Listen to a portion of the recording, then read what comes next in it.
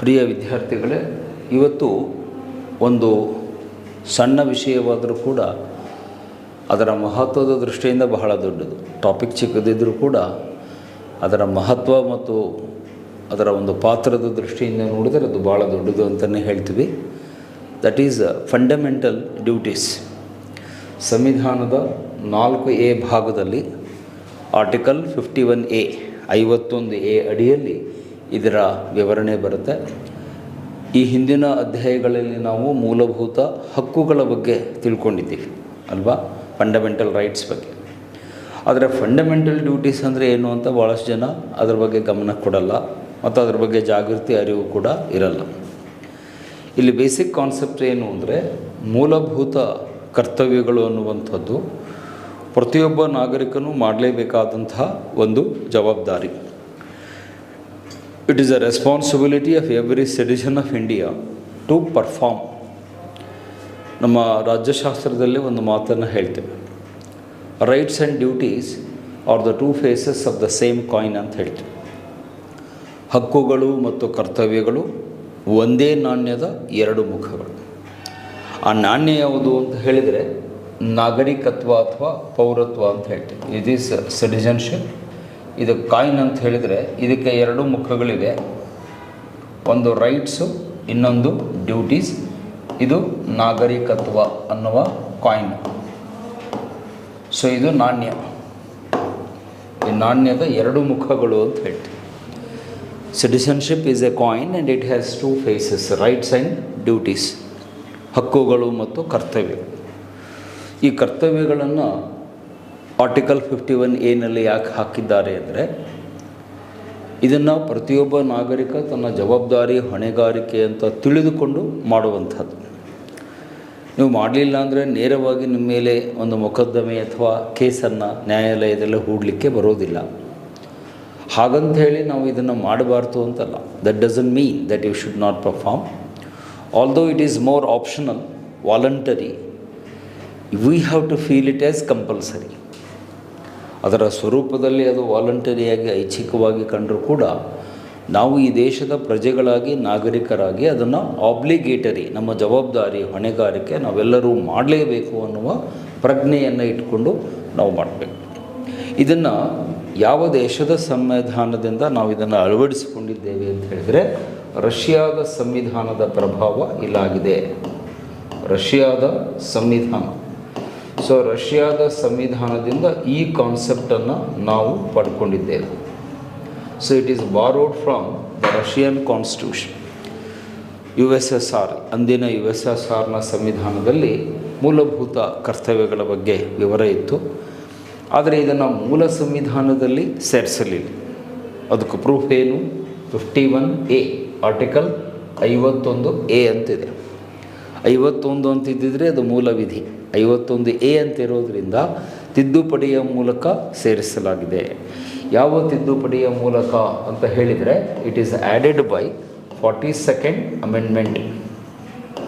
ಸಂವಿಧಾನದ 42ನೇ ತಿದ್ದುಪಡಿ 1976 ಇದರ ಮೂಲಕ ಸೇರ್ಪಡೆ. ಸೊ ಮುಂಚೆ ಇರಲಿಲ್ಲ, ಮೂಲ ಸಂವಿಧಾನದಲ್ಲಿ ಇರಲಿಲ್ಲ. 42ನೇ ತಿದ್ದುಪಡಿ 1976ರಲ್ಲಿ ಮೂಲಭೂತ ಕರ್ತವ್ಯಗಳನ್ನು ಸಂವಿಧಾನಕ್ಕೆ ಸೇರಿಸಲಾಯಿತು. On the basis of the recommendation of doctor Swaran Singh committee. ಅಲ್ಲೊಂದು ಸಮಿತಿಯನ್ನು ಮಾಡಿದರು. ಡಾಕ್ಟರ್ ಸ್ವರ್ಣ ಸಿಂಗ್ ಅವರು ಅದಕ್ಕೆ ಅಧ್ಯಕ್ಷರಾಗಿರ್ತಾರೆ.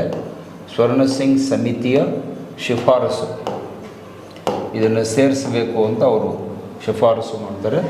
ಆ ಸ್ವರ್ಣ ಸಿಂಗ್ ಸಮಿತಿಯ ಒಂದು ವರದಿಯ ಆಧಾರದ ಮೇಲೆ ಇವುಗಳನ್ನೇ ಸೇರಿಸಲಾಗಿದೆ. ಸೊ ಮೂಲ ವಿಚಾರದಲ್ಲಿ ಒಟ್ಟು 10 ಫಂಡಮೆಂಟಲ್ ಡ್ಯೂಟಿಗಳನ್ನು ಮೊದಲ ಇದರಲ್ಲಿ ಸೇರಿಸಲಾಗಿತ್ತು. 10 ಫಂಡಮೆಂಟಲ್ ಡ್ಯೂಟೀಸನ್ನು ಸೇರಿಸಲಾಗಿತ್ತು.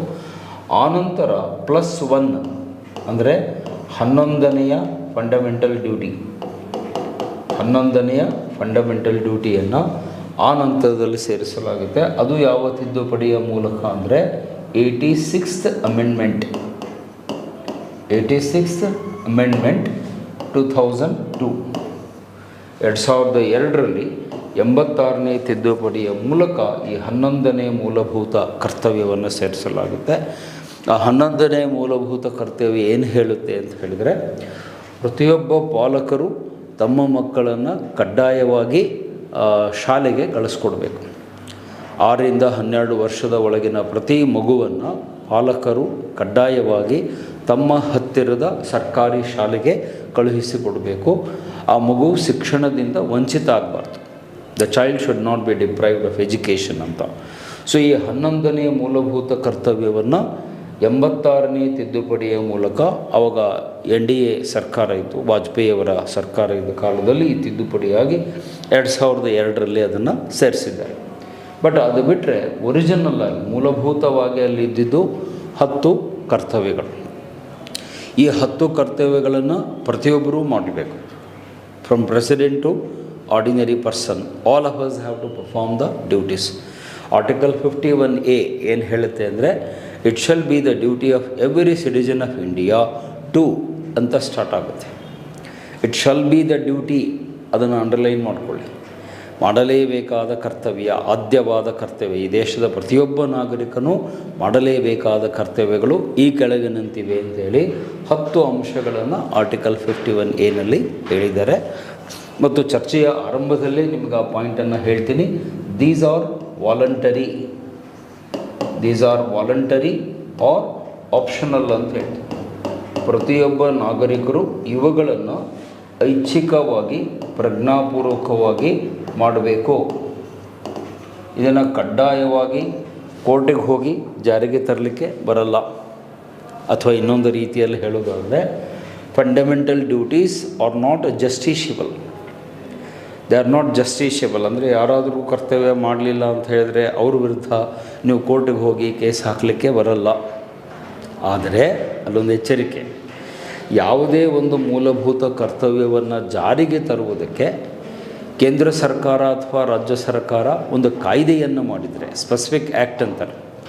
ಆ ಸ್ಪೆಸಿಫಿಕ್ ಆ್ಯಕ್ಟನ್ನು ಮಾಡಿದರೆ ಆವಾಗ ನಿಮ್ಮ ಮೇಲೆ ಕೇಸ್ ಆಗುತ್ತೆ.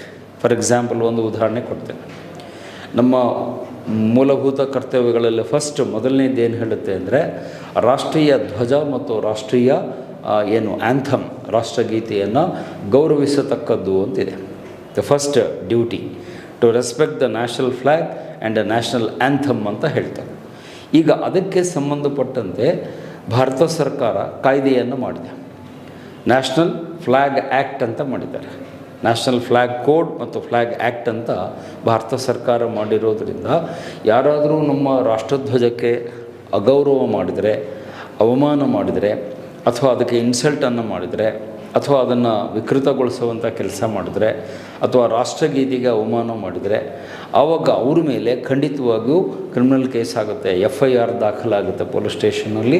ಒಂದೇ ಕಾನೂನು ಪ್ರಕಾರ ಅವ್ರಿಗೇನು ಶಿಕ್ಷೆ ಆಗಬೇಕೋ ಅದಾಗುತ್ತೆ. ಅಂದರೆ ಇಲ್ಲಿ ಆ ಮೂಲಭೂತ ಕರ್ತವ್ಯಕ್ಕೆ ಕುರಿತಾದಂತೆ ಒಂದು ಕಾಯ್ದೆಯನ್ನು ಮಾಡಿದರೆ, ಅದಕ್ಕೆ ಎನ್ಫೋರ್ಸಿಂಗ್ ಲೆಜಿಸ್ಲೇಷನ್ ಅಂತಾರೆ ಇಂಗ್ಲೀಷಲ್ಲಿ. If any duty is implemented through a law, specific law ಅಲ್ಲಿ ಇತ್ತು ಅಂದರೆ, ಆವಾಗ ಅದು ಐಚ್ಛಿಕ ಆಗಲ್ಲ, ನೀವು ಮಾಡಲೇಬೇಕು, ಕಡ್ಡಾಯವಾಗಿ ಫಾಲೋ ಮಾಡಲೇಬೇಕು. ಅದರ್ವೈಸ್ ಅದಕ್ಕೆ ನಿರ್ದಿಷ್ಟವಾದ ಕಾಯ್ದೆಯನ್ನು ಮಾಡಿರಲಿಲ್ಲ ಅಂದರೆ, ಆವಾಗ ನಾಗರಿಕರು ಅದನ್ನು ಐಚ್ಛಿಕವಾಗಿ, ಪ್ರಜ್ಞಾಪೂರ್ವಕವಾಗಿ, ಸ್ವಇಚ್ಛೆಯಿಂದ ಮಾಡಬೇಕು. ನಮ್ಮ ಜವಾಬ್ದಾರಿ ಅಂತ ತಿಳಿದುಕೊಂಡು ಮಾಡಬೇಕು. ಇದು ಹೇಗೆ ಅಂದರೆ, ಈಗ ಮಕ್ಕಳಿರ್ತಾರೆ, ತಂದೆ ತಾಯಿಗಳನ್ನು ನೋಡಿಕೊಳ್ಳುವುದು ಮಕ್ಕಳ ಜವಾಬ್ದಾರಿ.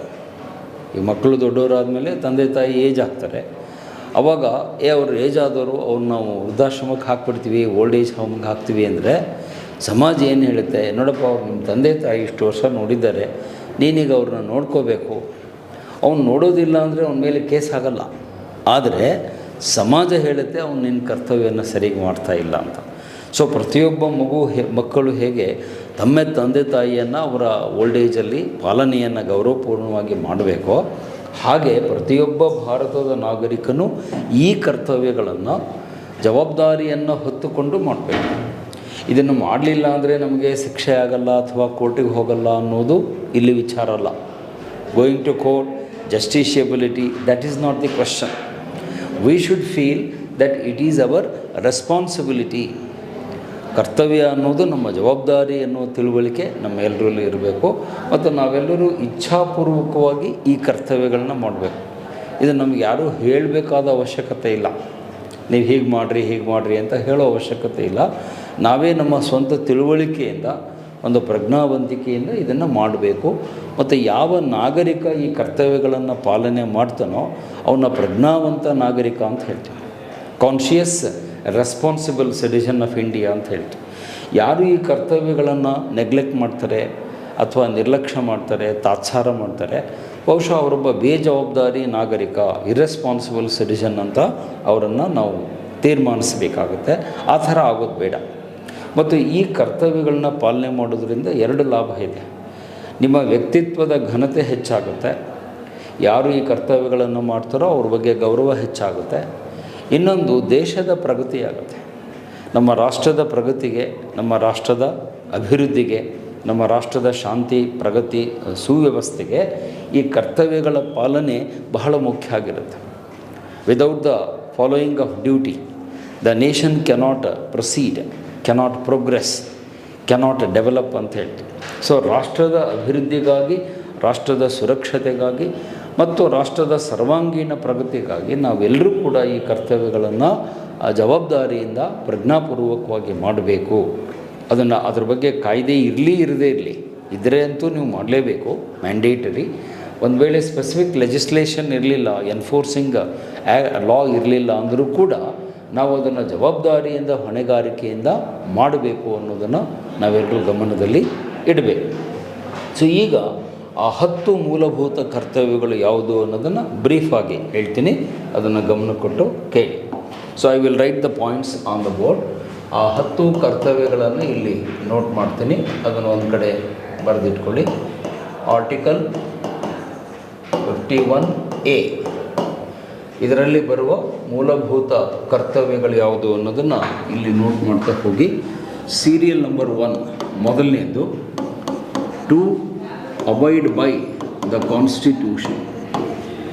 ಅಬೈಡ್ ಬೈ ಕಾನ್ಸ್ಟಿಟ್ಯೂಷನ್, ಸಂವಿಧಾನಕ್ಕೆ ವಿಧೇಯನಾಗಿರುವುದು ಮತ್ತು national flag and anthem. National flag and anthem ಅಂತ ಹೇಳ್ತೀವಿ. ಮೊದಲನೇ ಕರ್ತವ್ಯ ಏನು ಅಂದರೆ ಸಂವಿಧಾನಕ್ಕೆ ನಾವೆಲ್ಲರೂ ನಿಷ್ಠರಾಗಿರಬೇಕು. ಅಬೈಡ್ ಬೈ ಅಂದರೆ ನಿಷ್ಠರಾಗು, ನಿಷ್ಠೆಯಿಂದಿರು. ಸೊ ನಾವು ಸಂವಿಧಾನಕ್ಕೆ ನಿಷ್ಠೆಯನ್ನು ತೋರಿಸಬೇಕು.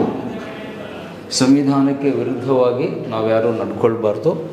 ಮತ್ತು ನಮ್ಮ ದೇಶದ ಧ್ವಜ, ನ್ಯಾಷನಲ್ ಫ್ಲ್ಯಾಗ್ ಅಂದರೆ ರಾಷ್ಟ್ರಧ್ವಜ, ಆ್ಯಂಥಮ್ ಅಂದರೆ ರಾಷ್ಟ್ರಗೀತೆ.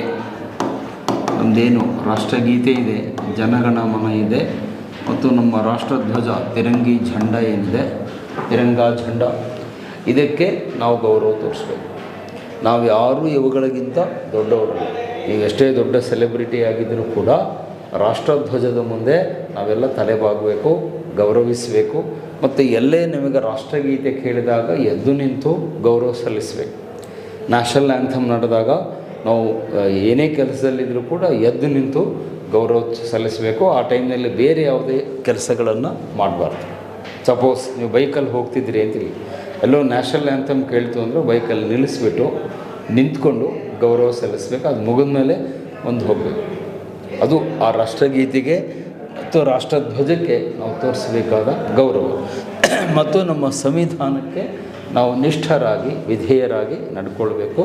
ಸಂವಿಧಾನ ಬಾಹಿರವಾದ ಯಾವುದೇ ಚಟುವಟಿಕೆಯನ್ನು ನಾವ್ಯಾರೂ ಮಾಡಬಾರ್ದು. Don't do anything ultra vires or unconstitutional.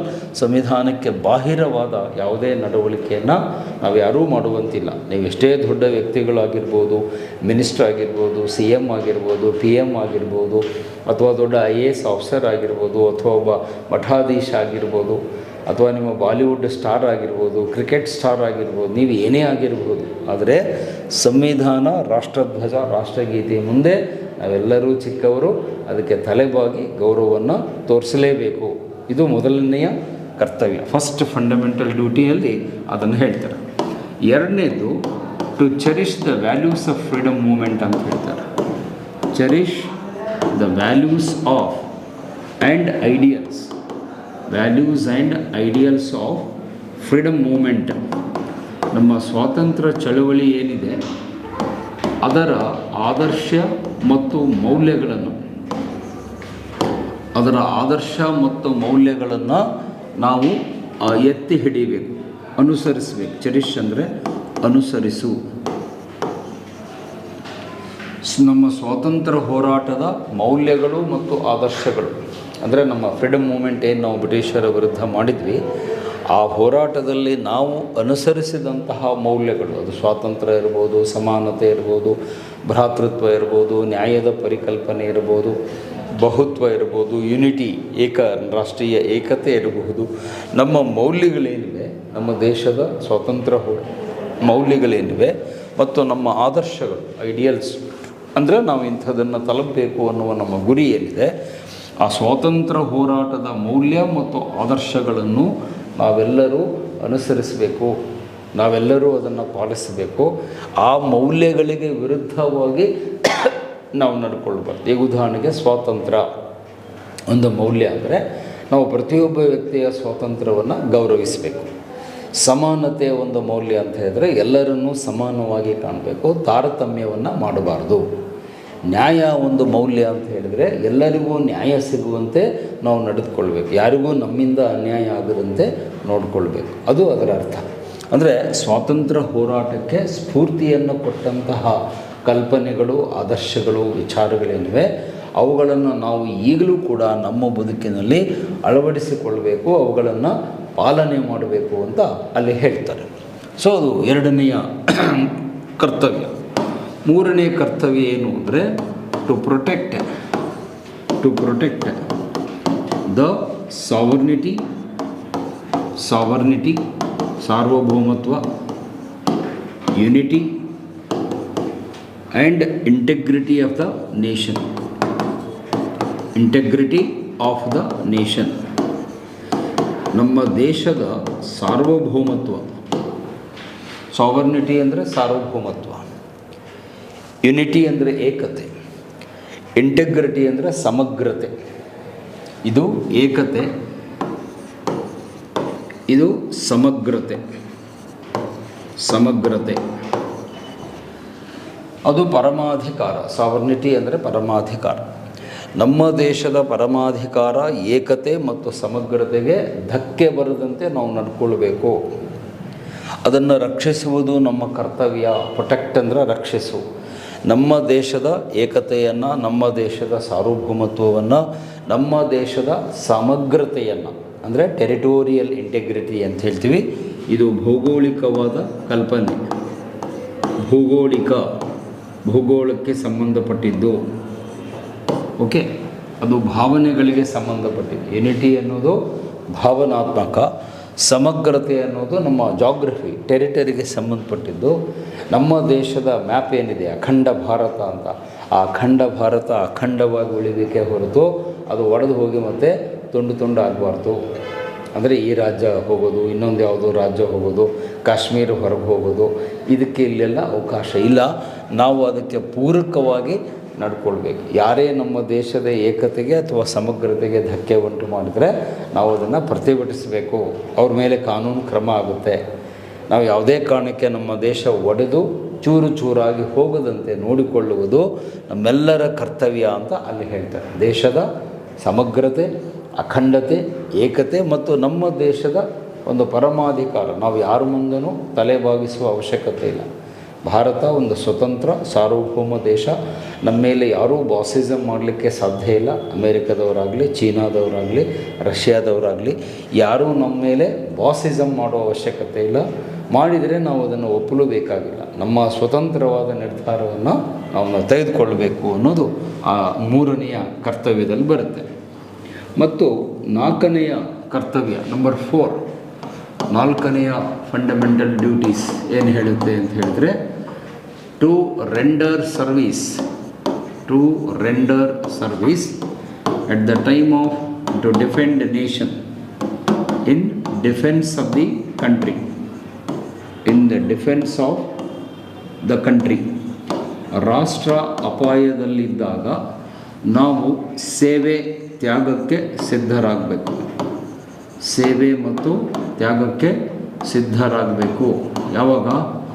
ದೇಶದ ರಕ್ಷಣೆಗಾಗಿ. ದೇಶದ ರಕ್ಷಣೆ, ಡಿಫೆನ್ಸ್ ಅಂದರೆ ರಕ್ಷಣೆ. ದೇಶದ ರಕ್ಷಣೆಗಾಗಿ ನಾವು ತ್ಯಾಗಕ್ಕೆ ಸಿದ್ಧರಾಗಿರಬೇಕು. ನಮ್ಮ ಸೇವೆಯನ್ನು ಕೊಡಲಿಕ್ಕೆ ನಾವು ಬದ್ಧರಾಗಿರಬೇಕು.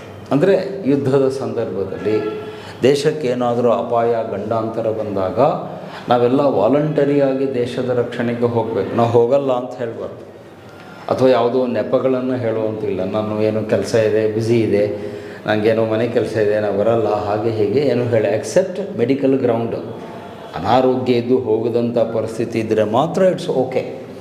ಅದರ್ವೈಸ್ ನಮ್ಮ ದೇಶ ಅಪಾಯದಲ್ಲಿದ್ದಾಗ, ಸಂಕಷ್ಟದಲ್ಲಿದ್ದಾಗ ನಾವೆಲ್ಲರೂ ಸ್ವಯಂ ಇಚ್ಛೆಯಿಂದ ಸೇವೆಯನ್ನು, ರಾಷ್ಟ್ರ ಸೇವೆಯನ್ನು ಮಾಡಲಿಕ್ಕೆ, ಅಗತ್ಯವಿದ್ದರೆ ನಮ್ಮ ತ್ಯಾಗ ಬಲಿದಾನವನ್ನು ದೇಶಕ್ಕಾಗಿ ಮಾಡಲಿಕ್ಕೆ ನಾವೆಲ್ಲ ಸಿದ್ಧರಾಗಿರಬೇಕು. ರಾಷ್ಟ್ರದ ರಕ್ಷಣೆಯೇ ನಮ್ಮ ಪರಮೋಚ್ಛವಾದ ಕೆಲಸ. ರಾಷ್ಟ್ರಕ್ಕಿಂತ ದೊಡ್ಡದು ಯಾವುದೂ ಇಲ್ಲ, ಹೌದಾ? ಅದನ್ನು ಸ್ವಾಮಿ ವಿವೇಕಾನಂದರು ಹೇಳ್ತಾರೆ, ರಾಷ್ಟ್ರದೇವೋಭವ, ರಾಷ್ಟ್ರವೇ ದೇವರು ಅಂತ ಹೇಳ್ತಾರೆ. ರಾಷ್ಟ್ರದೇವೋಭವ ಅನ್ನುವ ಕಾನ್ಸೆಪ್ಟ್ ಇರೋದರಿಂದ ಅದನ್ನು ನಮ್ಮ ಫಂಡಮೆಂಟಲ್ ಡ್ಯೂಟೀಸಲ್ಲಿ ಹೇಳಿದ್ದಾರೆ. ಇನ್ನು 5ನೆಯ ಪ್ರಮುಖವಾದ ಒಂದು ಫಂಡಮೆಂಟಲ್ ಡ್ಯೂಟಿ ಅಂತ ಹೇಳಿದರೆ, ನಾವು ಎಲ್ಲ ಕ್ಷೇತ್ರಗಳಲ್ಲಿ ಹಾರ್ಮನಿಯನ್ನು ಬೆಳೆಸಬೇಕು. ಟು ಪ್ರಮೋಟ್ ಹಾರ್ಮನಿ, ಅದಕ್ಕೆ ಸಮನ್ವಯ ಅಂತ ಹೇಳ್ತಾರೆ. To promote harmony in all walks of life. Harmony and brotherhood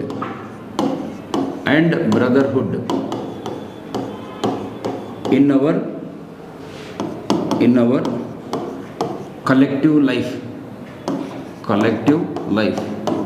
ನಮ್ಮ ಸಾಮೂಹಿಕ ಬದುಕಿನಲ್ಲಿ, ಸಾಂಘಿಕ ಬದುಕಿನಲ್ಲಿ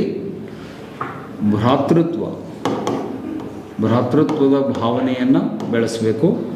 ಹಾರ್ಮನಿ ಅಂದರೆ ಸಾಮರಸ್ಯ. ನಮ್ಮ ಬದುಕಿನಲ್ಲಿ ಸಾಮರಸ್ಯವನ್ನು ನಾವು ಬೆಳೆಸಲಿಕ್ಕೆ ಪ್ರಯತ್ನ ಮಾಡಬೇಕು. To promote harmony and brotherhood in all walks of our collective life.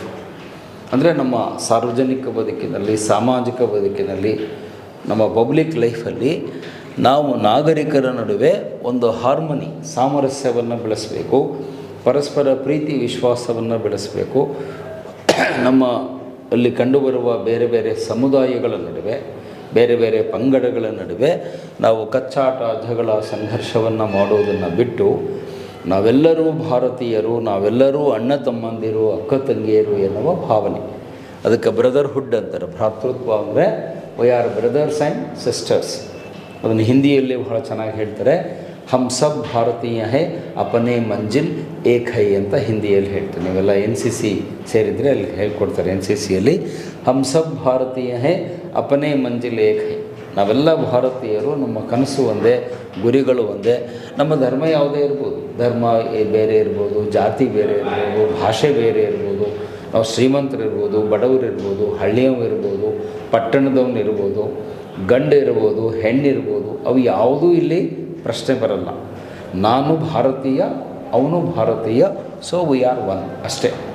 I am Indian, you are Indian, we are all Indians. ಈ ಭಾವನೆಯನ್ನು ಬೆಳೆಸುವುದಕ್ಕೆ ಹಾರ್ಮನಿ, ಸಾಮರಸ್ಯ ಅಂತ, ಸಾಮರಸ್ಯ ಮತ್ತು ಭ್ರಾತೃತ್ವ, ಸಹೋದರತ್ವದ ಭಾವನೆಯನ್ನು ನಾವು ಎಲ್ಲರಲ್ಲಿ ಬೆಳೆಸಬೇಕು. ಮತ್ತು ಒಬ್ಬರು ಇನ್ನೊಬ್ಬರ ಬಗ್ಗೆ ದ್ವೇಷವನ್ನು ಮಾಡೋದು, ಅಸೂಯೆ ಮಾಡೋದು, ಹೊಟ್ಟೆ ಕಿಚ್ಚನ್ನು ಬೆಳೆಸೋದು, ಜಗಳ ಹಚ್ಚೋದು, ಕಿಡಿ ಹಚ್ಚೋದು, ಅವರವರಿಗೆ ಜಗಳ ಹಚ್ಚಿ ಮೋಜು ನೋಡೋದು, ಇಂಥವನ್ನು ಮಾಡಬಾರ್ದು. ಏಕೆ? ಇದು ನಮ್ಮ ದೇಶ. ಏತೋ ಮೇರಾ ದೇಶ, ಏತೋ ಭಾರತ್ ಮಹಾನ್ ಹೇ ಅಂತ ಹೇಳ್ತಾರೆ. ಇದು ನನ್ನ ದೇಶ ಅನ್ನುವ ಭಾವನೆ, ಅಭಿಮಾನ ನಮ್ಮಲ್ಲಿದ್ದರೆ ನಾವೆಲ್ಲ ಒಗ್ಗಟ್ಟಾಗಿ ಸಾಮರಸ್ಯದಿಂದ ಬದುಕಲಿಕ್ಕೆ ಸಾಧ್ಯ ಆಗುತ್ತೆ. ಅದನ್ನು ಉರ್ದು ಕವಿ ಇಕ್ಬಾಲ್ ಭಾಳ ಚೆನ್ನಾಗಿ ಹೇಳ್ತಾನೆ.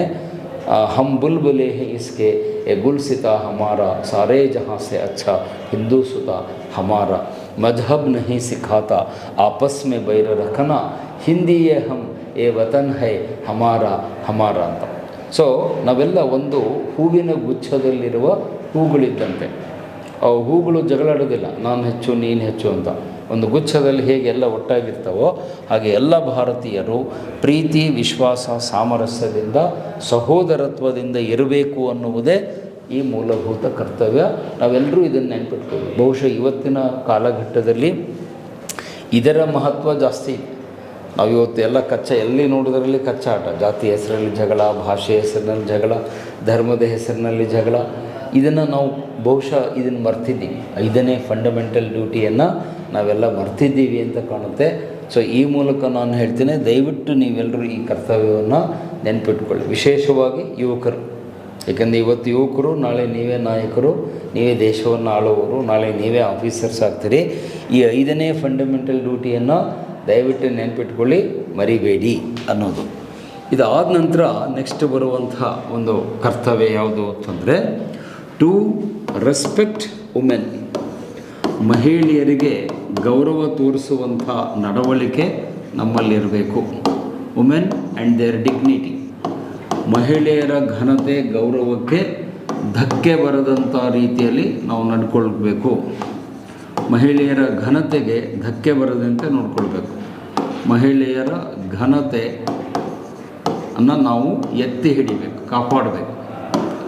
ಎತ್ತಿ ಹಿಡಿಯುವುದು ಅಂತ ಹೇಳ್ತೀವಿ. ಯಾವುದೇ ಕಾರಣಕ್ಕೆ ನಾವು ಮಹಿಳೆಯರಿಗೆ ಇನ್ಸಲ್ಟ್ ಆಗದಂತೆ ನಡ್ಕೊಳ್ಬಾರ್ದು. ನಮ್ಮಲ್ಲಿ ಅನೇಕಿಂತ ಘಟನೆಗಳು ಆಗಾಗ ನಡೀತಾ ಇರ್ತವೆ. ಬಹುಶಃ ತುಂಬ ಇತ್ತೀಚೆಗೆ ನೀವು ನೋಡಿದರೆ ಬೆಳಗಾವಿ ಜಿಲ್ಲೆಯಲ್ಲಿ ಅದ್ಯಾವುದೋ ಒಂಟನಕೇರಿ ಅಂತ ಒಂದು ಊರು ಬರುತ್ತೆ, ನನಗೆ ಸ್ಪಷ್ಟವಾಗಿ ಹೆಸರು ನೆನಪಿಗೆ ಬರ್ತಾಯಿಲ್ಲ, ಬೆಳಗಾವಿ ಡಿಸ್ಟಿಕ್ನಲ್ಲಿ ಬರುತ್ತೆ. ಆ ಒಂಟನಕೇರಿ ಅನ್ನೋ ಗ್ರಾಮದಲ್ಲಿ ಒಬ್ಬ ಮಹಿಳೆಯನ್ನು ತುಂಬ ಕೆಟ್ಟದಾಗಿ ನಡೆಸ್ಕೊಂಡು, ಅಸಭ್ಯವಾಗಿ ನಡೆಸ್ಕೊಂಡು ಅವ್ರ ಮೇಲೆ ದೌರ್ಜನ್ಯವನ್ನು ಮಾಡಿ ಇದನ್ನು ಮಾಡಿದರು. ಅದು ಇಡೀ ರಾಜ್ಯಾದ್ಯಂತ ಸುದ್ದಿಯಾಗಿತ್ತು. ಅಲ್ಲಿ ಆ ಮಹಿಳೆ ಯಾರು ಅನ್ನೋದು ಮುಖ್ಯ ಅಲ್ಲ, ವುಮನ್ ಈಸ್ ವುಮನ್. ಅವ್ರು ದಲಿತ ಮಹಿಳೆನೋ ಮತ್ತೊಬ್ಬರೋ ಅದು ಬೇರೆ ವಿಚಾರ. Woman is woman. ಮಹಿಳೆ ಅಷ್ಟೇ, ಅವ್ರು ಯಾರೇ ಇರಲಿ, ನಮ್ಮ ಅಕ್ಕ ತಂಗಿನೇ ಆಗಿರಬಹುದು. ಒಬ್ಬ ಮಹಿಳೆಗೆ ಗೌರವವನ್ನು ತೋರಿಸಕ್ಕಂಥದ್ದು ಈ ದೇಶದ ಪ್ರತಿಯೊಬ್ಬ ನಾಗರಿಕನ ಕರ್ತವ್ಯ. ಸೊ ಅಂಥವರು ಯಾರೇ ಕೃತ್ಯ ಮಾಡಿದ್ರೋ ಅವರಿಗೆ ಕಠಿಣವಾದ ಶಿಕ್ಷೆಯನ್ನು ಸರ್ಕಾರ ಕೊಡಬೇಕು. ಅದನ್ನು ಯಾರು ತಪ್ಪು ಮಾಡಿದಾರೋ ಅವ್ರಿಗೆ ತುಂಬ ಕಠಿಣವಾದ ಶಿಕ್ಷೆ ಕೊಡಬೇಕು. ಯಾಕೆ, ಯಾವ ದೇಶದಲ್ಲಿ ಮಹಿಳೆಯರಿಗೆ ಗೌರವ ಇರಲ್ಲೋ ಆ ದೇಶಕ್ಕೂ ಗೌರವ ಇರಲ್ಲ. ನೆನ್ಪಿಟ್ಕೊಳ್ಳಿ. If you don't respect women, your country will not be respected in the comity of nations ಅಂತ ಹೇಳ್ತೀವಿ. ಅದನ್ನೇ ನಮ್ಮ ಮನುಸ್ಮೃತಿಯಲ್ಲಿ ಒಂದು ವಾಕ್ಯ ಬರುತ್ತೆ, ಯತ್ರ ಪೂಜ್ಯಂತೆ ನಾರಿಹಿ ತತ್ರ ರಮಂತೆ ದೇವತಾ ಅಂತ ಹೇಳ್ತಾರೆ. ಎಲ್ಲಿ ನಾರಿಯರು, ಮಹಿಳೆಯರು ಪೂಜಿಸಲ್ಪಡ್ತಾರೋ ಅಲ್ಲಿ ದೇವತೆಗಳು ನೆಲೆಸಿರ್ತಾರೆ ಅಂತ ನಮ್ಮ ಮನುಸ್ಮೃತಿಯಲ್ಲಿ ಒಂದು ಸಾಲು ಬರುತ್ತೆ. ಸೊ ನಾವು ಮಹಿಳೆಯರನ್ನು ಗೌರವ ಆಧಾರದಿಂದ ಕಾಣಬೇಕು. ಯಾವುದೇ ರೀತಿಯಲ್ಲಿ ಮಹಿಳೆಯರಿಗೆ ಅವಮಾನ, ಅನ್ಯಾಯ, ದಬ್ಬಾಳಿಕೆ, ಶೋಷಣೆ ಆಗದಂತೆ ನಾವೆಲ್ಲ ಜಾಗೃತಿಯನ್ನು ವಹಿಸಬೇಕು. ಯಾಕಂದರೆ ಮಹಿಳೆ ನಮ್ಮ ತಾಯಿ. ಮಹಿಳೆ ನಮಗೆ ಜನ್ಮ ಕೊಟ್ಟ ತಾಯಿ. ಮನೆಯಲ್ಲಿ ಅಕ್ಕ ತಂಗಿ ಇರ್ತಾರೆ. ನೀವು ಮದುವೆ ಆದಮೇಲೆ ಹೆಂಡತಿಯಾಗಿ ಬರ್ತಾಳೆ, ಮಗಳಾಗಿ ಬರ್ತಾಳೆ. ಸೊ ಸ್ತ್ರೀ ಅನ್ನೋದರ ಪದದ ಅರ್ಥ ಬಹಳ ದೊಡ್ಡದಿದೆ. ಈಗ ಅದರ ವಿಸ್ತಾರಕ್ಕೆ ನಾನು ಹೋಗಲ್ಲ. ಆ ಮಹಿಳೆಯ ನಾರಿ ಶಕ್ತಿಯ ಗೌರವವನ್ನು ತೋರಿಸುವುದು ಪ್ರತಿಯೊಬ್ಬ ನಾಗರಿಕನ ಕರ್ತವ್ಯ ಅಂತ ಅಲ್ಲಿ ನಿರ್ದಿಷ್ಟವಾಗಿ ಹೇಳ್ತಾರೆ. ಈ ಮಹಿಳೆಯರ ಗೌರವಕ್ಕೆ ಮಾರಕವಾದ ಯಾವುದೇ ಪದ್ಧತಿ, ರೂಢಿ, ಆಚರಣೆಗಳನ್ನು ನಾವು ಮಾಡಬಾರ್ದು. ಡೆರೋಗೇಟರಿ ಪ್ರಾಕ್ಟೀಸಸ್ ಅಂತ ಅಲ್ಲಿ ಪದ ಬಳಸ್ತಾರೆ. ಈ ಉದಾಹರಣೆಗೆ ದೇವದಾಸಿ ಪದ್ಧತಿ ಮಾಡೋ ಹಂಗಿಲ್ಲ. ನಿಮ್ಮ ಶಿವಮೊಗ್ಗ ಜಿಲ್ಲೆಯ ಚಂದ್ರಗುತ್ತಿಯಲ್ಲಿ ಒಂದು ಪದ್ಧತಿ ಇತ್ತು, ಬೆತ್ತಲೆ ಸೇವೆ ಅಂಥೇಳಿ. ಮಹಿಳೆಯರಿಗೆ ಗಿಡದ ಟೊಂಗೆಗಳನ್ನು ಕಟ್ಟಿಬಿಟ್ಟು ನದಿಯಿಂದ ದೇವಸ್ಥಾನಕ್ಕೆ ಕರೆಸ್ಕೊಂಡು ಹೋಗುವ ಒಂದು ಅಸಹ್ಯವಾದ ಪದ್ಧತಿ ಇತ್ತು. ಅದನ್ನೆಲ್ಲ ಈಗ ಬ್ಯಾನ್ ಮಾಡಿದ್ದಾರೆ. ಮತ್ತು ಇಲ್ಲಿ ನಿಮ್ಮ ಸೌದತ್ತಿ ತಾಲೂಕಿಗೆ ಹೋದರೆ ಅಲ್ಲಿ ದೇವದಾಸಿ, ಯಲ್ಲಮ್ಮನ ದೇವಸ್ಥಾನದ ಸುತ್ತಮುತ್ತ ಆ ದೇವದಾಸಿ ಪದ್ಧತಿ ಮಾಡೋದು ಈಗಲೂ ಇದೆ. ಅದಕ್ಕೆ ಮುತ್ತು ಕಟ್ಟೋದು ಅಂತಾರೆ. ಅದರ ಹೆಸರಿನಲ್ಲಿ ತುಂಬ ಅನಾಚಾರ, ದುರಾಚಾರಗಳನ್ನು ಅಲ್ಲಿ ಮಾಡಲಾಗುತ್ತೆ. ಇಂಥವುಗಳನ್ನೆಲ್ಲ ನಾವು ಕೈ ಬಿಡಬೇಕು. ಮತ್ತು ಭ್ರೂಣ ಹತ್ಯೆ, ಮಗು ಹೆಣ್ಣು ಅಂತ ಗೊತ್ತಾಗ್ತಿದ್ದಂತೆಯೇ ಭ್ರೂಣದಲ್ಲಿದ್ದಾಗಲೇ ಅದನ್ನು ಕೊಲ್ಲುವಂಥ ಕೆಲಸಗಳು, ಅದು ಕೂಡ ಇತ್ತೀಚೆಗೆ ಕರೆಂಟ್ ಅಫೇರ್ಸಲ್ಲಿ ನೀವು ನೋಡಿದ್ದೀರಿ. ಅದೇ ಬೆಳಗಾವಿ ಜಿಲ್ಲೆಯಲ್ಲಿ ಯಾವುದೋ ಆಸ್ಪತ್ರೆಯಲ್ಲಿ 40 ಜನ ಹೆಣ್ಣು ಭ್ರೂಣ ಹತ್ಯೆಯನ್ನು ಮಾಡಿ ಒಬ್ಬ ಡಾಕ್ಟ್ರಿಗೆ ಅರೆಸ್ಟ್ ಮಾಡಿ ಅವ್ರ ಮೇಲೆ ಕೇಸ್ ಆಗಿ ವಿಚಾರಣೆ ನಡೀತಾ ಇದೆ. ಇದೆಲ್ಲ ಏನು ತೋರಿಸ್ಕೊಡುತ್ತೆ ಅಂದರೆ ನಾವು ಮಹಿಳೆಯರ ಘನತೆಯನ್ನು ಮರ್ತಿದ್ದೇವೆ.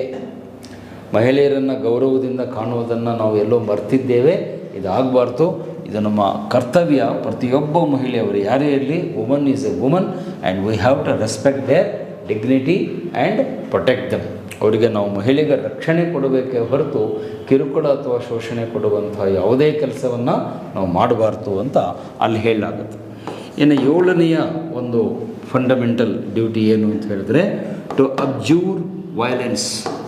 ನಮ್ಮ ಸಾರ್ವಜನಿಕ ಬದುಕಿನಲ್ಲಿ ಹಿಂಸೆಯನ್ನು ಕೈಬಿಡಬೇಕು. Abjure violence and protect public property. Protect public property, ಸಾರ್ವಜನಿಕ ಆಸ್ತಿ ಪಾಸ್ತಿಯನ್ನು ನಾವು ರಕ್ಷಣೆ ಮಾಡಬೇಕು ಮತ್ತು ಹಿಂಸೆಯನ್ನು ತ್ಯಜಿಸಬೇಕು. ಹಿಂಸೆ ತ್ಯಜಿಸಬೇಕು ಅಂತ ಹೇಳ್ತೀವಿ. ಯಾವುದೇ ಕಾರಣಕ್ಕೂ ನಾವು ಹಿಂಸಾಚಾರಕ್ಕೆ ತೊಡಗುವಂತಿಲ್ಲ. ಅಬ್ಜೂರ್ ವೈಲೆನ್ಸ್ ಅಂತಾರೆ ಅದಕ್ಕೆ ಇಂಗ್ಲೀಷ್ನಲ್ಲಿ. ಅಬ್ಜೂರ್ ಅಂದರೆ ಬಿಟ್ಟು ಬಿಡು, ತ್ಯಜಿಸು. ನಾವು ಯಾವುದೇ ಸಂದರ್ಭದಲ್ಲಿ ನಮ್ಮ ಸಾರ್ವಜನಿಕ ಬದುಕಿನಲ್ಲಿ ಹಿಂಸಾಚಾರಕ್ಕೆ ಎಡೆ ಆಗಬಾರ್ದು. ನಮ್ಮದು ಏನೇ ಸಮಸ್ಯೆಗಳಿರಲಿ, ಬೇಡಿಕೆಗಳಿರಲಿ, ಅದನ್ನು ಶಾಂತಿಯುತವಾಗಿ ಬಗೆಹರಿಸ್ಕೊಳ್ಳೋಕ್ಕೆ ಪ್ರಯತ್ನ ಮಾಡಬೇಕು.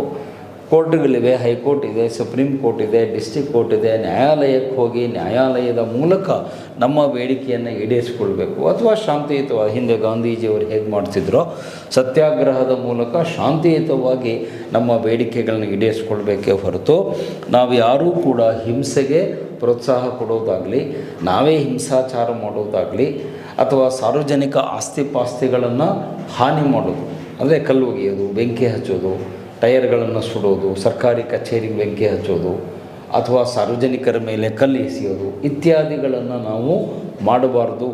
ಏಕೆ? ಅಬ್ಜೂರ್ ವೈಲೆನ್ಸ್. ನಮ್ಮ ಬದುಕಿನಲ್ಲಿ ಹಿಂಸಾಚಾರ ಎಲ್ಲೂ ಕಂಡುಬರಬಾರ್ದು. ಮತ್ತು ಸಾರ್ವಜನಿಕ ಆಸ್ತಿಯ ರಕ್ಷಣೆ, ಪಬ್ಲಿಕ್ ಪ್ರಾಪರ್ಟಿ ಏನಿದೆ ಅದನ್ನು ನಾವೆಲ್ಲ ಕಾಪಾಡಬೇಕು, ಅದನ್ನು ನಾವು ಹಾಳು ಮಾಡಬಾರ್ದು. ಪಬ್ಲಿಕ್ ಪ್ರಾಪರ್ಟಿ ಅಂದ್ರೇನು? ನಮ್ಮದೇ ಆಸ್ತಿ. ಅದು ಸರ್ಕಾರಿ ಕಚೇರಿ ಇರ್ಬೋದು. ಈಗ ಉದಾಹರಣೆಗೆ ರೈಲ್ವೆ ಸ್ಟೇಷನ್ನಿಗೆ ಹೋಗ್ತೀರಿ, ಅಲ್ಲೇ ರೈಲ್ವೆ ಹಳಿ ಹಾಕಿರ್ತಾರೆ. ನೀವು ಹೋಗಿ ಆ ರೈಲ್ವೆ ಹಳಿಯನ್ನು ಕಿತ್ತು ಹಾಕೋದಲ್ಲ. ಬಸ್ ಸ್ಟ್ಯಾಂಡಲ್ಲಿ ಕೂತ್ಕೊಳ್ಳೋಕೆ ಒಂದು ಚೇರ್ ಹಾಕಿರ್ತಾರೆ. ನೀವು ಹೋಗಿ ಆ ಚೇರನ್ನು ಮುರಿದು ಹಾಕಿದರೆ ಜನಗಳಿಗೆ ತೊಂದರೆ ಆಗುತ್ತೆ. ಸೊ ಸಾರ್ವಜನಿಕ ಆಸ್ತಿ ಅಂದರೆ it is as good as government property. ಸರ್ಕಾರದ್ದೇ ಆಸ್ತಿ, ನಮ್ಮ ತೆರಿಗೆಯ ಮೂಲಕ ಮಾಡಿದಂಥ ಆಸ್ತಿ.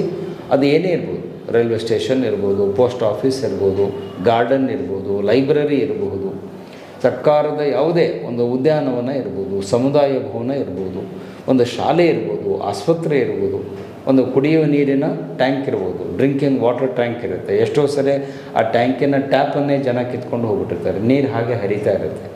ಅವ್ರಿಗೇನು ತಿಳುವಳಿಕೆ ಇರೋಲ್ಲ ಅಂದರೆ ಇದು ಸಾರ್ವಜನಿಕರ ಆಸ್ತಿ, ನಾವು ಇದನ್ನು ಹಾಳು ಮಾಡಬಾರ್ದು. ಆ ಸಾರ್ವಜನಿಕ ಆಸ್ತಿಯನ್ನು ರಕ್ಷಿಸಬೇಕು ಮತ್ತು ನಮ್ಮ ಯಾವುದೇ ಬೇಡಿಕೆಗಳ ಈಡೇರಿಕೆಗಾಗಿ ಹಿಂಸೆಯಲ್ಲಿ ತೊಡಗಬಾರ್ದು.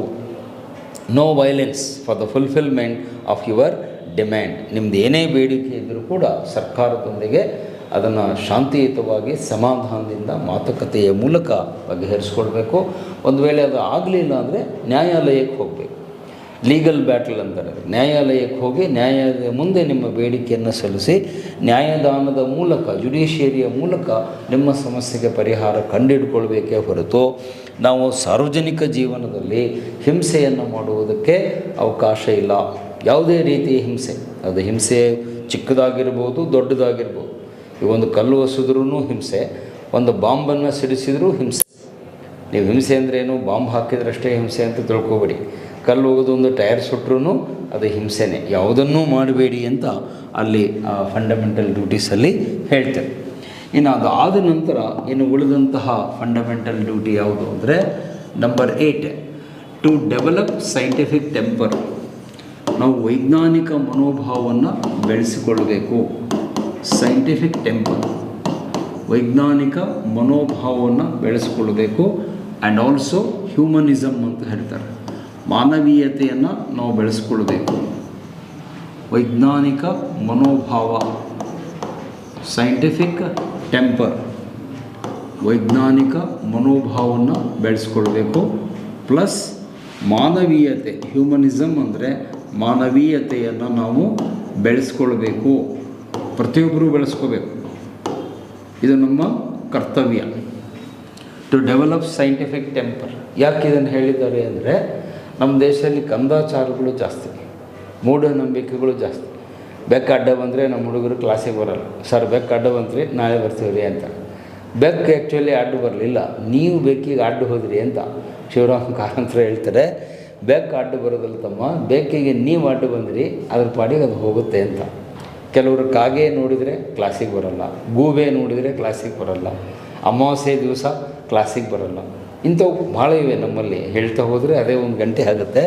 ನಮ್ಮಲ್ಲಿ ಏನು ಈ ಕಂದಾಚಾರಗಳು, ಮೌಢ್ಯಗಳು, ಸೂಪರ್ಸ್ಟಿಷನ್ಸ್, ಬ್ಲೈಂಡ್ ಬಿಲೀಫ್ಸ್ ಅಂತ ಏನು ಹೇಳ್ತೀವಿ, ಇವನ್ನೆಲ್ಲ ಕೈ ಬಿಡಬೇಕು. ಅದನ್ನು ಎಂದೋ 12ನೇ ಶತಮಾನದಲ್ಲಿ ಬಸವಣ್ಣವರು ಹೇಳಿದರು, ನೀರ ಕಂಡಲ್ಲಿ ಮುಳುಗುವರಯ್ಯ, ಮರವ ಕಂಡಲ್ಲಿ ಸುತ್ತುವರಯ್ಯ ಅಂತ. ದೆಟನಾಗರ ಕಂಡರೆ ಕೊಲ್ಲೆಂಬರಯ್ಯ, ಕಲ್ಲನಾಗರ ಕಂಡರೆ ಹಾಲೆ ನೆರವರಯ್ಯ, ಕೂಡಲ ಸಂಗಮ ದೇವ ಅಂತ 12th ಸೆಂಚುರಿಯಲ್ಲಿ ಹೇಳಿದ್ದಾರೆ. ಅದನ್ನು ನಾವೀಗ ಸಂವಿಧಾನದಲ್ಲಿ ಹೇಳ್ತಾ ಇದ್ದೀವಿ. ನಾವೆಲ್ಲರೂ ವೈಜ್ಞಾನಿಕ ಚಿಂತನೆ ಬೆಳೆಸ್ಕೊಳ್ಬೇಕು. You have to be scientific, rational and objective. ಇದನ್ನು ಇನ್ನೊಂದು ಅರ್ಥದಲ್ಲಿ ಏನಂತ ನೀವು ತಗೊಳ್ಬೋದು ಅಂದರೆ ವಿಚಾರವಾದ, ವೈಚಾರಿಕತೆ. ವಿಚಾರವಾದ ನಮ್ಮಲ್ಲಿ ಜಾಸ್ತಿ ಆಗಬೇಕು. ಅಂಧಶ್ರದ್ಧೆ, ಮೂಢನಂಬಿಕೆಗಳೇನಿವೆ ಇವನ್ನೆಲ್ಲ ಕೈ ಬಿಡಿ. ಅಂಧಶ್ರದ್ಧೆಗಳನ್ನು ನೀವು ಕೈ ಬಿಡಬೇಕು. ಇದು ಬೇಡ, ಅಂಧಶ್ರದ್ಧೆ ಬೇಡ, ಕೈ ಬಿಡಿರಿ. ಅಂಧಶ್ರದ್ಧೆಗಳು ಬೇಡ, ಅದರಿಂದ ಅನಾಹುತ ಹೆಚ್ಚಾಗುತ್ತೆ. ಮತ್ತು ಮಾನವೀಯತೆ, ವಿಶಾಲವಾದ ದೃಷ್ಟಿಕೋನ.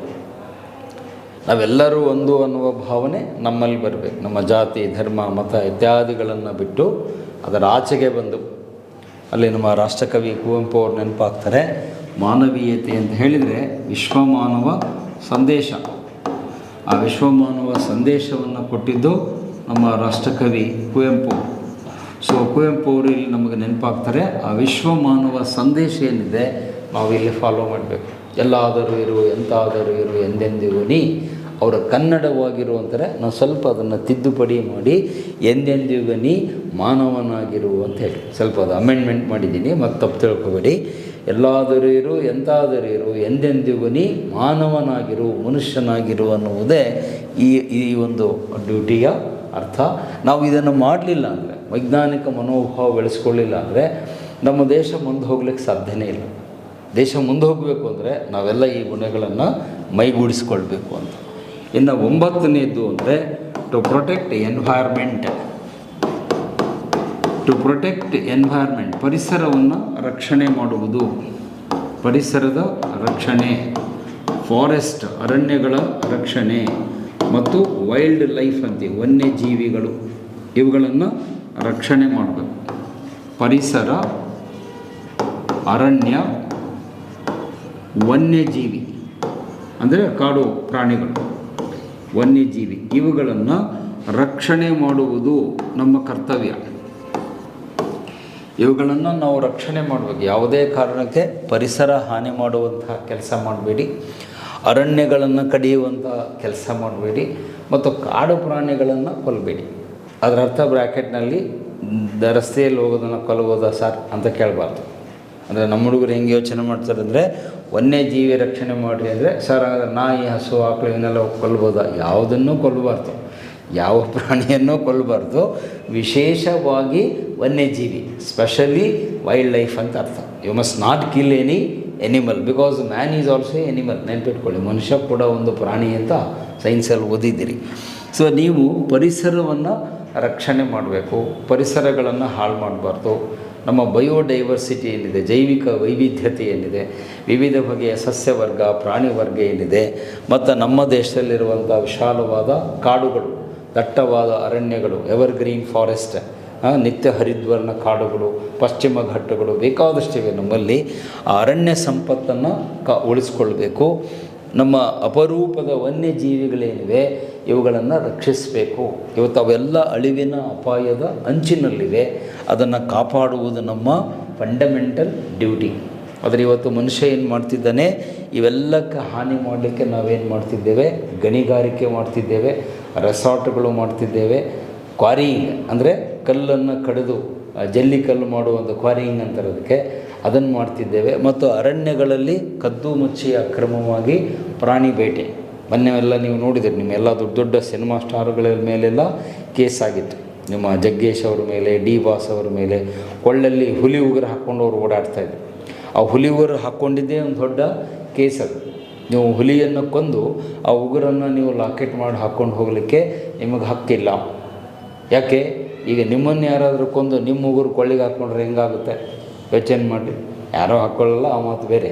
ಸೊ ಒಂದು ಪ್ರಾಣಿಯನ್ನು ಕೊಂದು ಅದರ ಉಗುರನ್ನು ಅಥವಾ ಚರ್ಮವನ್ನು ನಾವು ಹಾಕ್ಕೊಂಡು ಓಡಾಡುವುದು ಅದು ನಾಗರಿಕತೆ ಅಲ್ಲ. ಅದಕ್ಕೆ ನಾಗರಿಕತೆ ಅನ್ನಲ್ಲ. ಹಾಗಾಗಿ ನಾವು ಪರಿಸರವನ್ನು ಉಳಿಸಬೇಕು, ಅರಣ್ಯವನ್ನು ಉಳಿಸಬೇಕು, ಕಾಡು ಗಿಡಮರಗಳನ್ನು ಉಳಿಸಬೇಕು ಮತ್ತು ವನ್ಯಜೀವಿಯನ್ನು ಸಂರಕ್ಷಣೆ ಮಾಡಬೇಕು. ಆ ಪರಿಸರ ಪ್ರಜ್ಞೆ ಏನಿದೆ ಅದು ಬಹಳ ಮುಖ್ಯ. ಪರಿಸರ ಪ್ರಜ್ಞೆ, ಪರಿಸರ ಸಂರಕ್ಷಣೆ ಮಾಡುವುದು ಈ ದೇಶದ ಎಲ್ಲ ನಾಗರಿಕರ ಕರ್ತವ್ಯವಾಗಿದೆ. ಇನ್ನು ಲಾಸ್ಟ್ ಕೊನೆಯ ಕರ್ತವ್ಯ ಏನು ಅಂದರೆ to strive for excellence in all walks of life. ನಮ್ಮ ಬದುಕಿನ ಎಲ್ಲ ಕ್ಷೇತ್ರಗಳಲ್ಲಿ ಶ್ರೇಷ್ಠತೆಯನ್ನು ಸಾಧಿಸಲು ಪ್ರಯತ್ನ ಮಾಡಬೇಕು. ಶ್ರೇಷ್ಠತೆಗೆ ಯತ್ನ, ಪ್ರಯತ್ನ ಅಂತ ಹೇಳ್ತೀವಿ. ಏನು ಸರ್ ಅದು ಶ್ರೇಷ್ಠತೆಗೆ ಯತ್ನ ಮಾಡುವುದು ಅಂದರೆ ಟು ಸ್ಟ್ರೈವ್ ಫಾರ್ ಎಕ್ಸಲೆನ್ಸ್. ನಾವು ಯಾವುದೇ ಕೆಲಸವನ್ನು ಮಾಡಿದರೂ ಅದನ್ನು ಶ್ರೇಷ್ಠ ರೀತಿಯಲ್ಲಿ ಮಾಡಬೇಕು. ಕೆಲಸವನ್ನು ಮಾಡೋದರಲ್ಲಿ ಎರಡು ಪ್ರಕಾರ ಇದೆ. ನಾರ್ಮಲಾಗಿ ಕೆಲಸ ಮಾಡೋದು ಬೇರೆ, ಎಕ್ಸಲೆಂಟಾಗಿ ಮಾಡೋದು ಬೇರೆ. ಅದಕ್ಕೆ ಅಲ್ಲಿ ಎಕ್ಸಲೆನ್ಸ್ ಅನ್ನೋ ಪದ ಬಳಸ್ತಾರೆ. To strive for excellence in individual and collective ಎಂಡೆವರ್ಸ್.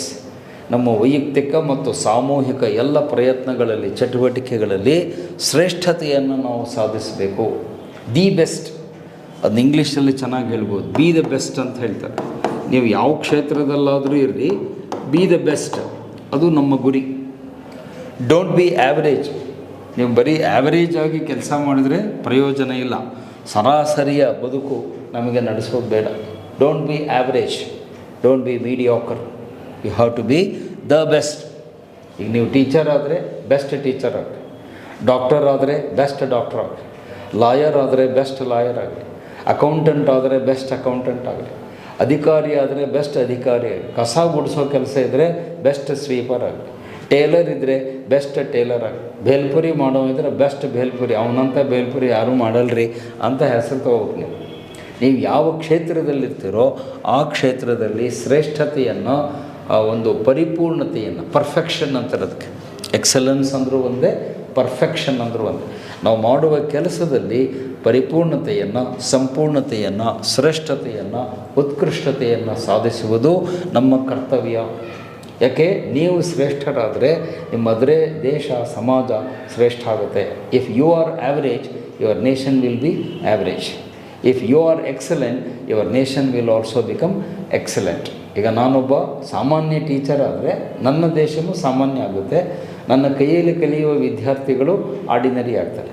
If I become A best teacher, ನಾನೊಬ್ಬ ಒಳ್ಳೆಯ ಬೆಸ್ಟ್ ಟೀಚರ್ ಆದರೆ ನನ್ನ ಕೈಯಲ್ಲಿ ಕಲಿಯುವ ಸಾವಿರಾರು ವಿದ್ಯಾರ್ಥಿಗಳು ಅವರು ಬೆಸ್ಟ್ ಆಗ್ತಾರೆ. ಆ ಮೂಲಕ ನಮ್ಮ ದೇಶ ಅಭಿವೃದ್ಧಿ, ಪ್ರಗತಿಯನ್ನು ಸಾಧಿಸುತ್ತೆ. ಸೊ ಇದು ನಮ್ಮ ಎಲ್ಲರ ತಲೆಯಲ್ಲಿ ಇರಬೇಕು. ನಾವು ಯಾವುದೇ ಕೆಲಸ ಮಾಡ್ತೀವಿ, ರೈತ ಕೆಲಸ, ಬೇಸಾಯ ಮಾಡ್ಬೋದು, ಕೈಗಾರಿಕೆಯಲ್ಲಿ, ಇಂಡಸ್ಟ್ರಿಯಲ್ಲಿ ಕಾರ್ಮಿಕರು ವರ್ಕ್ ಮಾಡ್ಬೋದು, ಆಸ್ಪತ್ರೆಯಲ್ಲಿ ಡಾಕ್ಟ್ರುಗಳು ಕೆಲಸ ಮಾಡ್ತಾರೆ, ಆಫೀಸಲ್ಲಿ ಸರ್ಕಾರಿ ನೌಕರರು ಮಾಡ್ತಾರೆ. ಪ್ರತಿಯೊಬ್ಬರೂ ಕೂಡ ತಮ್ಮ ತಮ್ಮ ಕೆಲಸಗಳನ್ನು ಶ್ರೇಷ್ಠವಾಗಿ, ಪರಿಪೂರ್ಣವಾಗಿ ಮಾಡಿದಾಗ ಈ ದೇಶ, ಸಮಾಜ ಮುಂದುವರಿಯುತ್ತೆ. ನಮ್ಮಲ್ಲಿ ಬಹಳಷ್ಟು ಏನಿದೆ ಅಂದರೆ ಕಂಪ್ಲೇಸೆನ್ಸಿ ಇದೆ. ಯಾವ ಬಿಡಿ ಸರ್, ಏನೋ ಒಂದು ಕೆಲಸ ಹೆಂಗೋ ಮಾಡಿದ್ರಾಯ್ತು. ನಮ್ಮಲ್ಲಿ ಸ್ಟ್ಯಾಂಡರ್ಡ್ ಡೈಲಾಗ್ ಜನ ಹೇಳೋದೇನೆಂದರೆ ಹೊಟ್ಟೆ ಪಾಡಿಗೆ ಕೆಲಸ ಮಾಡೋದು. ನೀವು ಜನ ಹೇಳೋದನ್ನು ಕೇಳಿ, ಯಾವ ಬಿಡಿ ಸರ್, ಹೊಟ್ಟೆ ಪಾಡಿಗೆ ಏನೋ ಒಂದು ಕೆಲಸ ಮಾಡಿದ್ರಾಯ್ತು, ಏನು ಮಹಾ, ಈ ಡೈಲಾಗ್ ಹೇಳಿಬಿಡಿ. ನೀವು ಹಾಗೆ ಮಾಡೋದ್ರಿಂದ ನೀವು ಹಿಂದುಳಿತೀರಿ, ನಿಮ್ಮ ದೇಶನೂ ಹಿಂದುಳಿಯುತ್ತೆ. ಅದಕ್ಕೆ ಅಬ್ದುಲ್ ಕಲಾಂ ಅವರು ಹೇಳ್ತಿದ್ರು, whatever you are, be the best. ನೀವು ಯಾವ ಕ್ಷೇತ್ರದಲ್ಲಾದರೂ ಇರಲಿ, ಯಾವ ಕೆಲಸ ಜಾಬ್ ಆದರೂ ಮಾಡಿರಿ, ಬಿ ದ ಬೆಸ್ಟ್. ನಿಮ್ಮಷ್ಟು ಚೆನ್ನಾಗಿ ಅದನ್ನು ಯಾರೂ ಮಾಡಲ್ಲ ಅಂತ ಹೇಳಬೇಕು. ಈಗ ನೋಡಿ, ಇಂಜಿನಿಯರ್ ಅಂದರೆ ನಾವು ಸರ್ ಎಂ ವಿಶ್ವೇಶ್ವರಯ್ಯನವರ ಹೆಸರು ಹೇಳ್ತೀವಿ. ಟೀಚರ್ ಅಂತ ಹೇಳಿದರೆ ಸರ್ವೇಪಲ್ಲಿ ರಾಧಾಕೃಷ್ಣನ್ ಅವರ ಹೆಸರು ಹೇಳ್ತೀವಿ. ಡಾಕ್ಟರ್ ಅಂತ ಎಕ್ಸಾಂಪಲ್ ತೊಗೊಂಡ್ರೆ ಡಾಕ್ಟರ್ MC ಮೋದಿ, ನೇತ್ರ ತಜ್ಞ ಅವ್ರು ತೊಗೊಳ್ತೀವಿ. ಇತ್ತೀಚಿನ ದಿನಗಳಲ್ಲಿ ನಿಮ್ಮ CN ಮಂಜುನಾಥ್, ಮೊನ್ನೆ ರಿಟೈರ್ಡ್ ಆದಂಥ ಹೃದ್ರೋಗ ತಜ್ಞ ಜಯದೇವ, ಡಾಕ್ಟರ್ ನೋಡಿ, ಹಾರ್ಟ್ ಸ್ಪೆಷಲಿಸ್ಟ್ ಅಂದರೆ ಡಾಕ್ಟರ್ ಮಂಜುನಾಥ್ ಅಂತ ಹೇಳ್ತಾರೆ. ಸೊ ಅಥವಾ ಚಿತ್ರರಂಗ ತೆಗೆದುಕೊಂಡ್ರೆ ಅಭಿನಯ ಅಂದರೆ ಡಾಕ್ಟರ್ ರಾಜ್ಕುಮಾರ್ ಅಂತ ಹೇಳ್ತೀವಿ. ಒಂದೊಂದು ಫೀಲ್ಡಲ್ಲಿ ಒಬ್ಬೊಬ್ಬರು, ಹಾಡುವನ್ನು ತೊಗೊಂಡ್ರೆ ಲತಾ ಮಂಗೇಶ್ಕರ್ ಅಂತ ಹೇಳ್ತೀವಿ, ಕ್ರಿಕೆಟ್ ತೊಗೊಂಡ್ರೆ ಸಚಿನ್ ತೆಂಡೂಲ್ಕರ್ ಅಂತ ಹೇಳ್ತೇವೆ. ಸೊ ಒಂದು ಕ್ಷೇತ್ರಕ್ಕೆ ಹೇಗೆ ಒಬ್ಬರು ಎಕ್ಸ್ಪರ್ಟ್ ಟಾಪ್ ಇದ್ದಾರೋ, ನೀವು ಆ ಥರ ಆಗಲಿಕ್ಕೆ ಪ್ರಯತ್ನ ಮಾಡಿರಿ. ಸ್ಟ್ರೈವ್ ಅಂದರೆ ಪ್ರಯತ್ನ. ಪ್ರಯತ್ನ ಇಲ್ಲದೇ ನಾವು ಪರಿಪೂರ್ಣತೆ ಪಡೆಯೋಕ್ಕಾಗಲ್ಲ. ನಾವೆಲ್ಲೂ ಮನಸ್ಸು ಮಾಡಿದರೆ ನಾವೆಲ್ಲ ಆ ಎತ್ತರಕ್ಕೆ ಬೆಳೆಯುವ ಸಾಮರ್ಥ್ಯ ನಮ್ಮ ಹತ್ರ ಇದೆ. ಅದಕ್ಕೆ ಪ್ರಯತ್ನ ಮಾಡಿರಿ. Don't be complacent. ಇಷ್ಟೇ ಸಾಕು ಎನ್ನುವ ನಿರ್ಲಕ್ಷ್ಯ ಬೇಡ, ಸೋಮಾರಿತನ ಬೇಡ. ನಾನು ಇನ್ನೂ ಚೆನ್ನಾಗಾಗಬೇಕು ಅನ್ನುವ ಅಭಿಲಾಷೆ ನಮ್ಮಲ್ಲಿ ಇರಬೇಕು ಅಂತ ಆ 10ನೇ ಫಂಡಮೆಂಟಲ್ ಡ್ಯೂಟಿಯಲ್ಲಿ ಹೇಳ್ತಾರೆ. ಮತ್ತು 11ನೇ ಡ್ಯೂಟಿಯನ್ನು ನಾನು ಆಗಲೇ ಹೇಳಿದೆ, ಆರಂಭದಲ್ಲೇ ಹೇಳಿದೆ, ಮಕ್ಕಳನ್ನು ಶಾಲೆಗೆ ಕಳಿಸ್ಬೇಕು. ಮಕ್ಕಳು ಶಾಲೆಗೆ ಹೋಗಬೇಕು. ಮಕ್ಕಳನ್ನು ಶಾಲೆಗೆ ಕಳಿಸುವುದು ಪಾಲಕರ ಜವಾಬ್ದಾರಿ ಅಂತ ನಾನು ಹೇಳಿದೆ. ಇದು ಪಾಲಕರಿಗೆ ಸಂಬಂಧಪಟ್ಟಿದ್ದು, ಮಕ್ಕಳಿಗಲ್ಲ. ಮಕ್ಕಳನ್ನು ಅಲ್ಲಿ ಏಜ್ ಗ್ರೂಪ್ 6ರಿಂದ 12 ವರ್ಷ 6 to 12 ಇಯರ್ಸ್ ಒಳಗಡೆ ಇರುವ ಎಲ್ಲ ಮಕ್ಕಳು ಶಾಲೆಗೆ ಕಳಿಸ್ಬೇಕು. ಇದು ಪಾಲಕರ ಜವಾಬ್ದಾರಿ.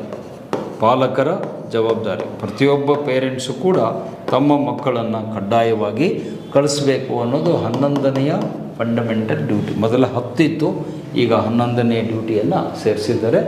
ಪ್ರತಿ ಪಾಲಕರು ತಮ್ಮ ಮಕ್ಕಳನ್ನು ಕಡ್ಡಾಯವಾಗಿ ಶಾಲೆಗೆ ಕಳಿಸ್ಬೇಕು. ಸೊ ಹೀಗೆ ಈ 11 ಮೂಲಭೂತ ಕರ್ತವ್ಯಗಳೇನಿವೆ, ದೇ ಆರ್ ಮೋಸ್ಟ್ ಇಂಪಾರ್ಟೆಂಟ್, ಅತಿ ಮುಖ್ಯವಾದದ್ದು. ಮತ್ತು ನಮ್ಮ ದೇಶ ಪ್ರಗತಿ ಹೊಂದಿ ಮುಂದೆ ಬರಬೇಕು, ಅಭಿವೃದ್ಧಿಶೀಲ ರಾಷ್ಟ್ರ ಆಗಿ ಡೆವಲಪ್ ಆಗಬೇಕು, ವಿಕಸಿತ ಭಾರತ ಅಂತ ಏನೀಗ ಹೇಳ್ತಾರೆ, ಆ ವಿಕಸಿತ ಭಾರತ ಆಗಬೇಕು ಅಂದರೆ ಈ ದೇಶದ ಪ್ರತಿಯೊಬ್ಬ ನಾಗರಿಕ ತನ್ನ ಕರ್ತವ್ಯವನ್ನು ಪ್ರಾಮಾಣಿಕವಾಗಿ ಪ್ರಜ್ಞಾಪೂರ್ವಕವಾಗಿ ಮಾಡಬೇಕು. ಮತ್ತು ಇದನ್ನು ನಾವು ಯಾರೂ ಹೇಳಿಸ್ಕೊಳ್ಬಾರ್ದು. ನಮಗೆ ಯಾರೂ ಬಂದು ನೀವು ಮಾಡಿರಿ ಕರ್ತವ್ಯ ಅಂತ ಹೇಳಲ್ಲ. ನಾವೇ ನಮ್ಮ ಸ್ವಂತ ಜವಾಬ್ದಾರಿಯಿಂದ, ತಿಳುವಳಿಕೆಯಿಂದ ಈ 11 ಕರ್ತವ್ಯಗಳನ್ನು ಮಾಡಿದರೆ ಭಾರತ ಒಂದು ಅಭಿವೃದ್ಧಿ ಹೊಂದಿದ ದೇಶ ಆಗುತ್ತೆ. ಇಲ್ಲಿ ನಮ್ಮ ದೇಶದಲ್ಲಿ ಶಾಂತಿ ಮತ್ತು ಅಭಿವೃದ್ಧಿ, ನ್ಯಾಯ, ಸಮನ್ವಯ ಇತ್ಯಾದಿಗಳು ಇಲ್ಲಿ ನೆಲೆಸ್ತವೆ ಅಂತ ಹೇಳ್ತಾ ಈ ಆರ್ಟಿಕಲ್ 51A ಏನಿದೆ ಅದು ಬಹಳ ಮುಖ್ಯ. ಮೂಲಭೂತ ಹಕ್ಕುಗಳು ಎಷ್ಟು ಮುಖ್ಯನೋ ಅಷ್ಟೇ ಪ್ರಮುಖವಾದ ಮಹತ್ವ ಈ ಒಂದು ಕರ್ತವ್ಯಗಳಿಗಿದೆ. ನಾವೆಲ್ಲರೂ ಈ ಕರ್ತವ್ಯಗಳನ್ನ ಮಾಡೋಣ ಅಂತ ಹೇಳ್ತಾ ಈ ಒಂದು ಚಿಕ್ಕ ಸಂಚಿಕೆಯನ್ನು, ಚರ್ಚೆಯನ್ನು ಮುಕ್ತಾಯ ಮಾಡ್ತೇನೆ. Thank you.